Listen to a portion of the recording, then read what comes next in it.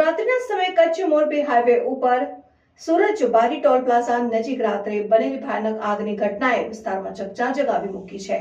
Tanker truck અને four wheeler વચ્ચે બનેલી અકસ્માતમાં અસરથી વાહનોમાં આગ ભભૂકી ઉઠી હતી। જોતા રહો ભારત ટાઈમ્સ ન્યૂઝ। બનાવની જાણ થતાં deputy chief fire officer Shri Jayeshbhai Daki fire tender અને રેસ્ક્યુ ટેન્ડર સાથે સ્થળ પર દોડી આવ્યા। ટ્રાફિક વ્યવસ્થા જાળવવા માટે બચાવ ફાયર ટીમને પણ તાત્કાલિક રવાના કરવામાં આવી હતી। ફાયર વિભાગે તાત્કાલિક રેસ્ક્યુ કામગીરી હાથ ધરી, જેમાં 5 બાળકો અને 2 ડ્રાઈવરોને સુરક્ષિત બહાર કાઢી સામખી યાળી હોસ્પિટલમાં ખસેડવામાં આવ્યા હતા અને દુર્ભાગ્યે આગની લપેટમાં આવી જતા 4 વ્યક્તિઓનું ઘટના સ્થળે મોત નીપજ્યું। મૃતદેહોને ઓળખ માટે સિવિલ હોસ્પિટલમાં ખસેડવામાં આવ્યા છે। મોરબી ફાયર કંટ્રોલ રૂમમાં રાત્રે 10 અને 39 કોલ મળે। મારું નામ જયેશ ડાકી, ફાયર ઓફિસર।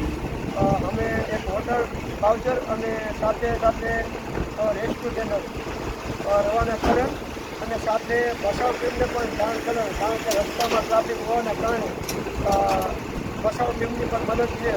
અમને કોલ એવો મળેલો હતો કે ત્યાં ફાયર પણ થયેલી છે અને સાથે 4 માણસો જેવા ફસાયેલા છે।